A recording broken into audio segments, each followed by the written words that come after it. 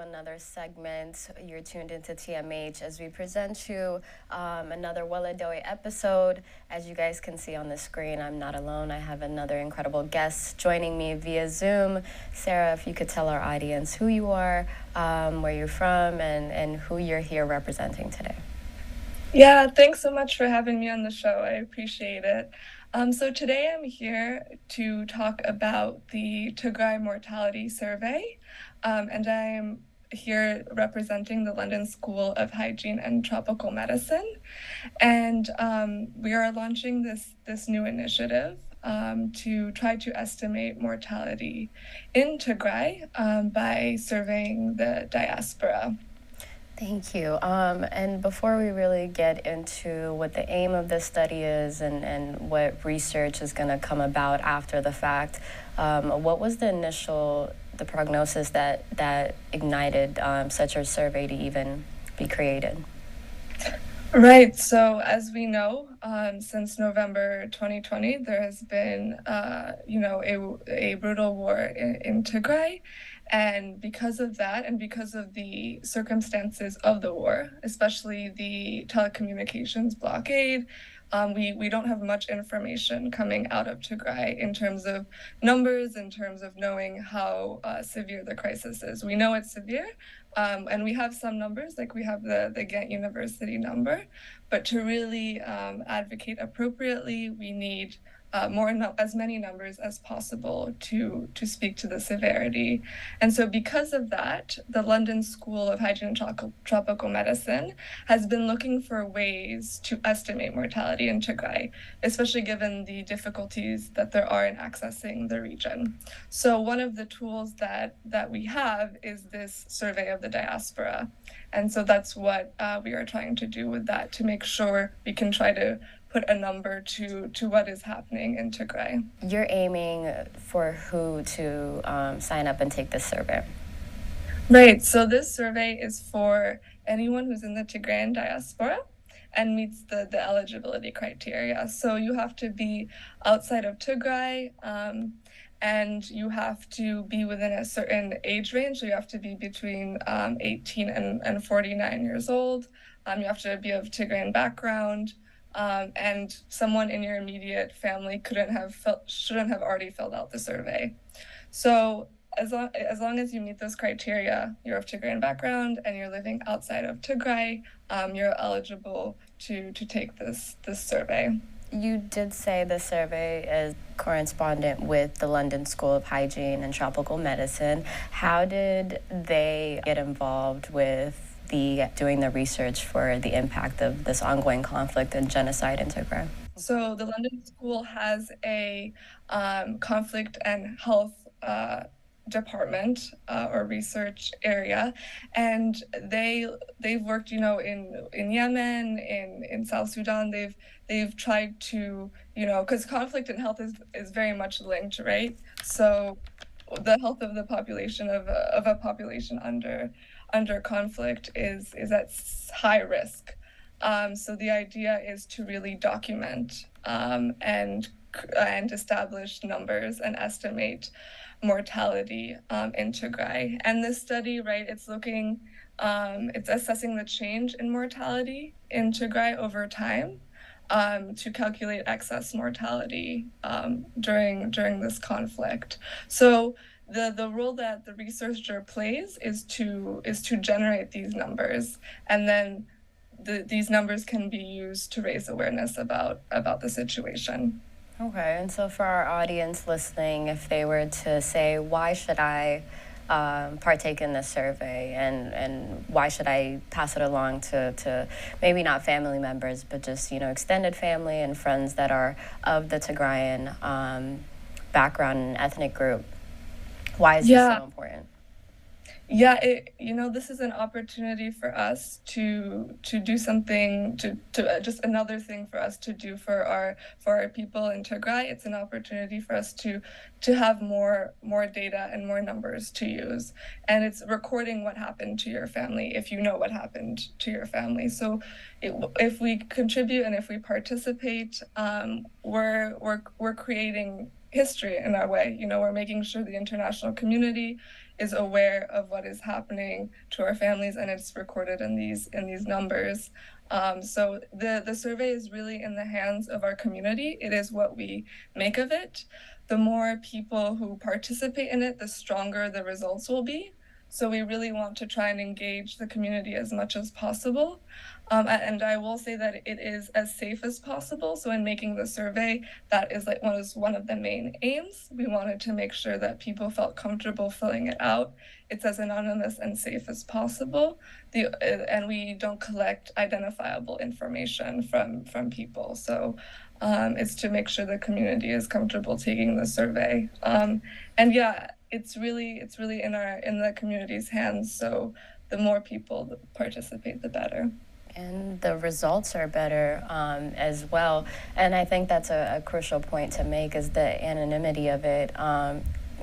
Seeing as though a lot of people do fear reprisal and just attacks from the opposition, and just safety for their family members back home as well. So if you could tell me what the survey inevitably will help in research-wise at the end. Yeah, so we're gonna try, as I said, we're collecting mortality data, which means that, you know, we're asking you the status of your loved ones, whether they're in Tigray or not. And so we're really trying to inform what the mortality estimate is. And with that hopefully will, you know, inform how humanitarian actors respond to the crisis. So the more numbers we have in terms of the severity, and it's out there and it's published by a research institution, hopefully they would take these numbers seriously and respond accordingly. Absolutely. And for our audience that might not be familiar as to what like a published study report can do and how much weight it holds, how can you explain that further? Yeah, so it's important, right?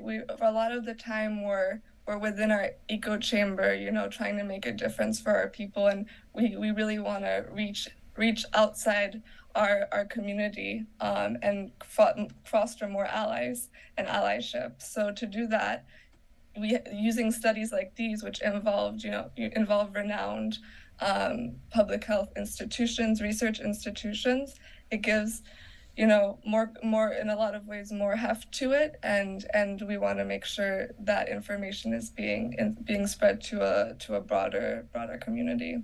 Exactly. And I think it's been a repetitive cycle within our culture, and just specifically our ethnic group, is that we don't jot down our history properly, good or bad.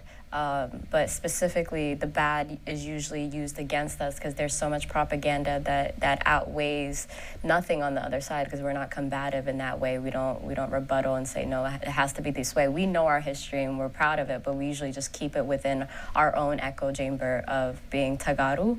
And so studies and publishing articles, scientific proof of what is actually happening on the ground is critical for the future of Tigray now, as we're facing extinction, as we're facing genocide, and just a historical rewrite of what Ethiopia is trying to do to our culture and our ethnic background.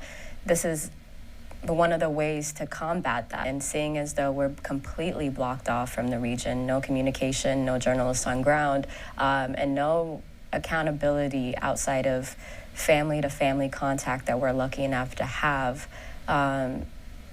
So these type of surveys are extremely necessary. And so if you want to just emphasize a little more on how important it is for people to pass this survey along within the community. Yeah, no, thank you. Yeah, so again, right, this survey is an opportunity, as you said, to have what has happened to our families recorded. As long as you're Tigrayan, you can fill in the survey, and it doesn't matter, you know, anything else. You want to make sure that what's happened to your family is recorded, if you know what happened to your family. And the more we participate in the survey, as we've mentioned, the stronger the results will be, which will be important in when we're communicating these results to the outside world and to the community of humanitarian organizations who are responding to this crisis. And as you said, documenting is so important, and these numbers, can be used later on as well in terms of accountability as well. So the more people participate, the better. And, reemphasizing that it is safe, that, you once the initial people get the survey, they are the ones who are referring others. So your information is safe, and it's only with those, and it's entered into a system, so we actually never see that information. It just automatically gets sent out. So yeah, it's just another opportunity among, the many that we have to raise awareness about what's happening in Tigray. So we want to make sure we participate as best we can. So if you know a family member of a friend of a family member that has passed away, this is the opportunity for you to be able to speak for them, the people that can't speak for themselves back home. This is your chance to tell their story in the most anonymous way. Before we go, though, I do want to just ask you for your personal experience within the past 2 years, almost 2 years in now. We've been stuck in an echo chamber for a while. Do you see it, like I've said this before, I see it loosening up a bit more nowadays, a lot more engagement from our allies. Like most recently, we saw the Holocaust Memorial Museum send out a statement, which is crucial, seeing as though it hasn't been officially declared a genocide. So just having statements like that come out, I think, is just so amazing. But your personal experience within the past 2 years for our audience, if you don't mind. Yeah. So at the start of the conflict, so I'm half Tigrayan, and at the start of the conflict, I was told by my dad what was happening, and I had visited Tigray before, and we had relatives in Tigray, and so it hit a chord, and it was the scale of what was happening and how brutal and the atrocities that were happening. I really wanted to make sure that I was employing the skills that I have to help our people, because it's just so important. We all have a role to play in this fight, and we want to make sure we use the skills that we have to help in any way we can. As you said, we have to be the voices for our family members who have been, silenced for almost 2 years now. So yes, I have been in the advocacy space pretty much since the beginning,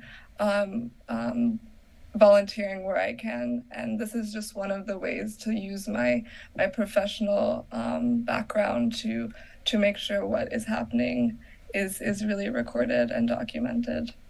And amplified. Being in the activism space for the past 2 years, it's tough, it's weighing, it's draining, but you're here. So how have you been able to maintain and sustain a healthy mental? Yeah, I'll say two things with that. I think our ancestors have given us an incredible gift of strength. I don't think I've seen Resilience is the number one thing that our blood I is don't really made with, for sure. I don't think I've ever that was one of the big things when I first started doing this. I was like, wow, I don't think I've ever seen such resilience personified, like it is in our community. And just, obviously balance is important. I spend a lot of my time working on Tigray, but I'm also a PhD student, so that kind of, puts me in a different mental space, and I'm able to kind of focus on something else for periods of time, even though we're very distracted by what's happening. How could we not be? It's always in the back of our minds. But having those little moments, mental health is really important.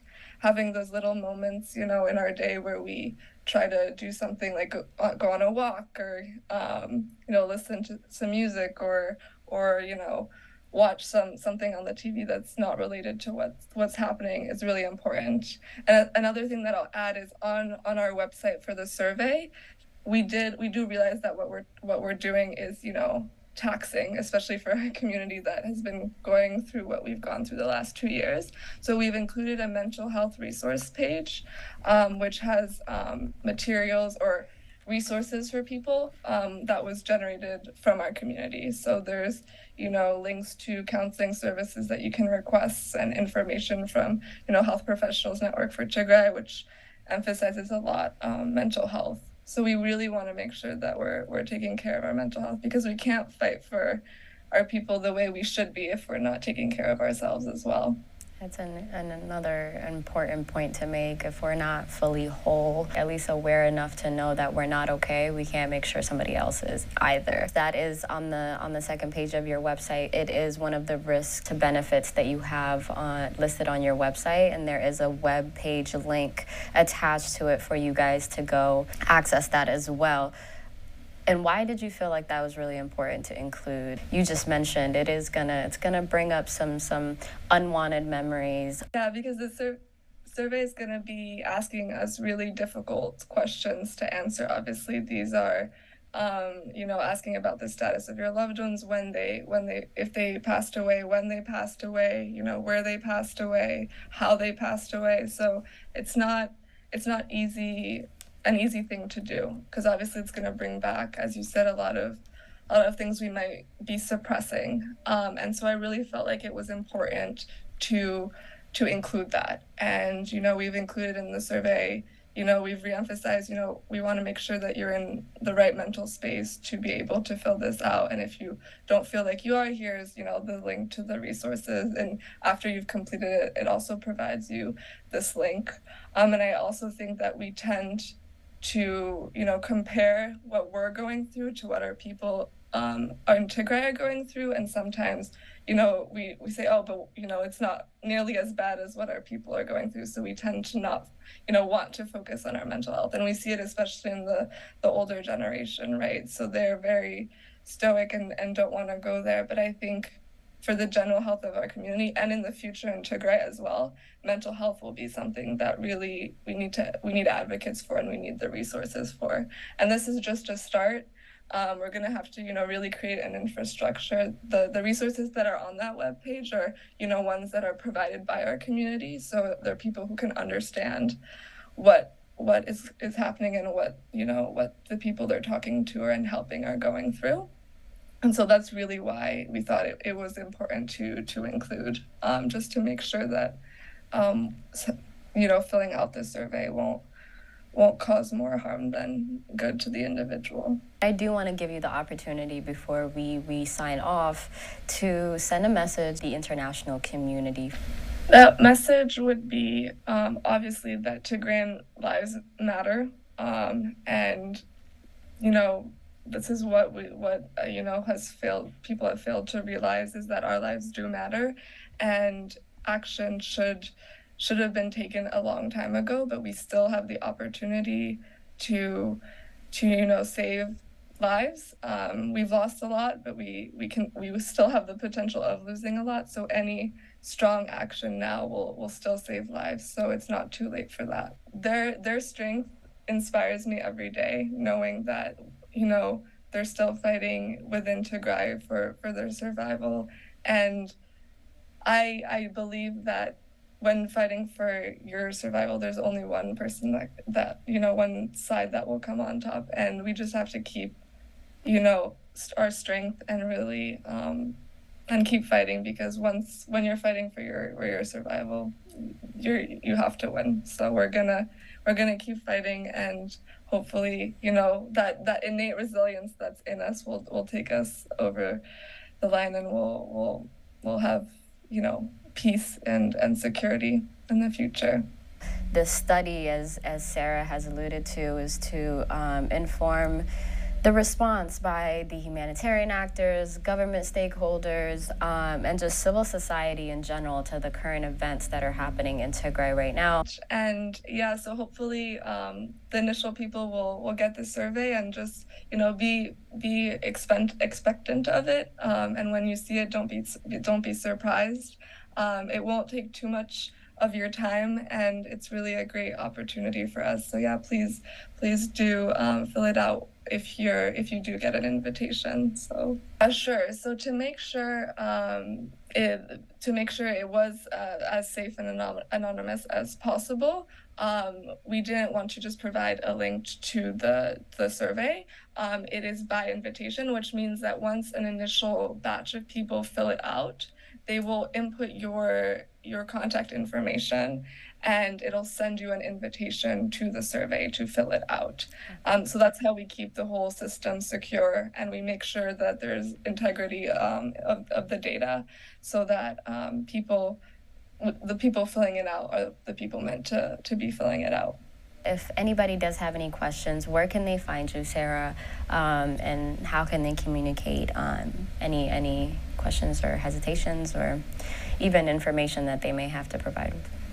Yes, so we are on all social media at Tigrai Survey on Facebook, Instagram, and Twitter. So feel free to DM any questions that you may have. There's also on those pages, there's a link to my email, and you can directly email me questions that you may have. So yeah, I'm accessible. Just go to those pages, and also be sure to follow the pages and share them to amplify and make sure as many people as possible know about the survey.